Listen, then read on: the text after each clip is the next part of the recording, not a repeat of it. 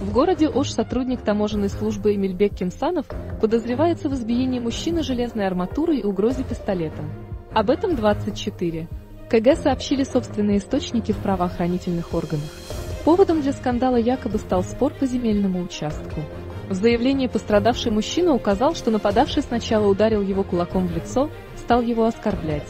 Стоявшие рядом люди держали потерпевшего, а Эмильбек Кимсанов бил его железной арматурой. Затем он вытащил пистолет ТТ и засунул мужчине в рот. При этом подозреваемый угрожал, что вместе с ним убьет и его семью, сообщили редакторы.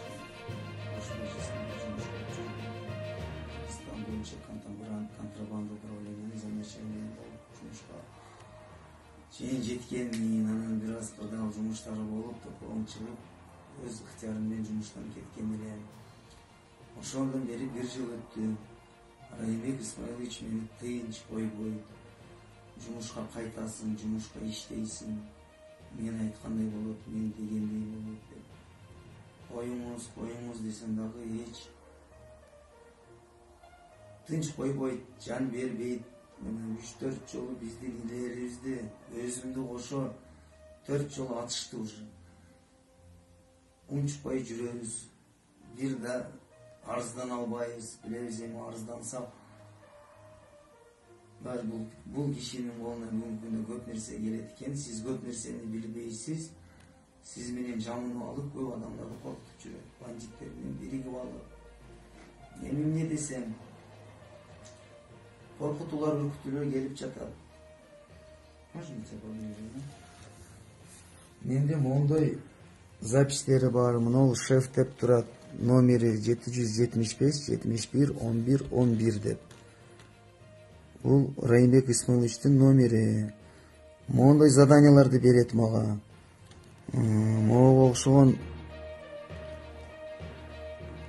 Али Токтакуновдун бүгүнкү күндө адрестерин тауып, мага табып келесиңер, Прагадан тирүүлүккө мага алып келесиңер деп ушундай буйруктарды берет. Али Токтогуновдун бүгүнкү күндөгү даныйлары Прагадан табасыңар деп. Адан тышкары мына менин WhatsApp'ымда турат.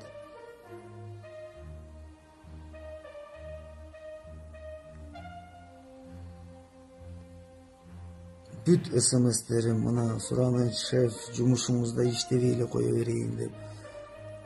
Балдарыңыз аттырып эле жүрөт, бизди инвалид кылып тыштады, эмне кылайлы, кетип калайлы же тынч эле өтсөк, мен айткандай болот, жумушка киресиң деп. Эми жумушта бул адам кыйнап тыштады, билимдүү, акылдуу адамдарды албайт. Бүт подхалимдерди жайына топтоп алган.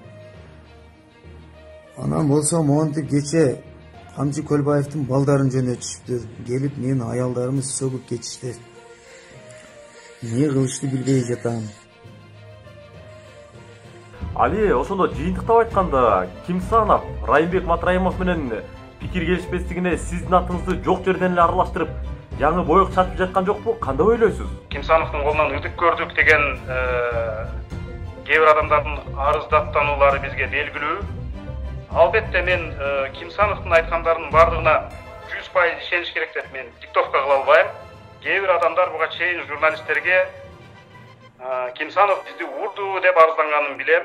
Мындай айткан нерселерди констатация кыла алам. Саламатсыздарбы?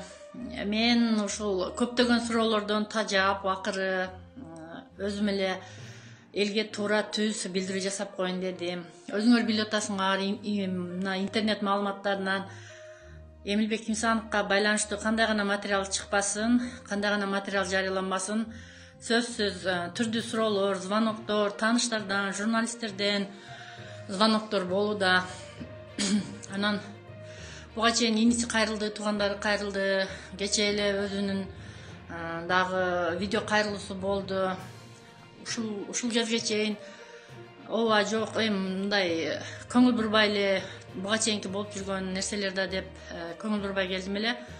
Мынабы акыркы жолку BBC'нин журналисти Али Токтакуновдон интервью алгандан кийин ушу элдердин жаңылганын, элдердин туура эмес түшүнгөнүн, маалымат туура эмес кетип атканын, көпчүлүктүн уккан эле нерсесине ишене бергенине күбө болдум дагы. Мындай кыскача маалымат берип коюуну чечтим да. себеби мага деле чалып атышат, кандай болгон, канткен деп маалыматты эмне үчүн берип атам. Ошол бүт эле маалыматтарды көрсөтүп атпайбы, мынаны уруп кеткен, андай мындай деп. Ошол сиздер көрүп аткан сүрөттөгү менин бир тууган иним болот. Анан тааныштар, мени билгендер баары сурап атат, ошол чынбы же жалгандан эле коюп атабы деген суроолор болуп атат. Ооба, чын. Мындан 2 жыл мурун, 2018 жылы чындыгында чалманын чак түшүндө ошол Эмилбек Кимсановдун адамдары, тууганы башкача айтканда, ошол бала деле жүрөт, биздин эле айлык бала. Түштө алдап энимди үйдөн чакырып кеткен, Эмилдин үйүнө апарышкан, урушкан, кылмыш иши козголгон буга. ТТ деген пистолетти дагы такаптыр, өлтүрөм деп тууган урууга чейин ушундай коркунуч жаралгандыгы чын. Ошол кылмыш иши козголгон. Ошол алып кетип, уруп, канжалатып таштап коюшкан. Ал мына шаардык травматология пунктуна, ооруканага келген. Кийин тергөө жүргүзүүдө, следствие жүргүзүүдө ошол поликлиникага келгендеги видеокамерага түшкөн жерлерин дагы бүт кыттырышыптыр. Ал келип ошол врачтарга кайрылганда каттоого турган эле. Биз кийин ошол следствияда айтышты, тилекке каршы ошол каттоо журналында дагы жок экен деп айтышты. Андан кийин деле тергөө учурунда көп тоскоолдуктар болду. Биз акыры тажадык да, 1 айдан да ашып кетти. Арматура менен башын жарган. Экспертизада башынан жеңил жаракат алган. Башынан жеңил жаракат алып, 5 эле жеринен тигилген. Жеңил 5 жеринен 5 шов, всего лишь 5 шов деп туруп заключение коюшкан. Ушундан деле өзүңүздөр түшүнсөңөр болот. Мен бул билдирүүнү буга чейин эле мен да кайрылсамбы деп жатканмын. Себеби буга чейин Эмилбек Кимсановдун бир тууган иниси кайрылуу жасады. Ана коем бул жаш баланы дагы антимынтип үйрөтүп жасап аткан болсо керек да, жалган жашыктарды ушинтип айтканда үйрөтүп дедим. Кийин Эмилдин өзүнүн кайрылуусун көрдүм. Азыр мен ушул кайрылуума мына BBC'нин журналисти менен Али Тактаконовдун ошол өз ара мына Skype аркылуу сүйлөшкөн диалогу түрткү болду. Бул жерде ошол Али Тактаконовдун ансыз дагы дүрбөлөңгө түшүп, ансыз дагы уккан нерсесине ишенип, алданып аткан элди андан бетер туура эмес жолго тартып, күйлөп, нетип, ошол жоктон бар чыгарып деп коелу, ошондой кылып атканы жакпады. Ошон үчүн мен ушул маалыматты берип жатам. Ал ушул учурдан пайдаланып өзүнө пиар кылып атат да, ушул учурдан пайдаланып, анын не кереги бар?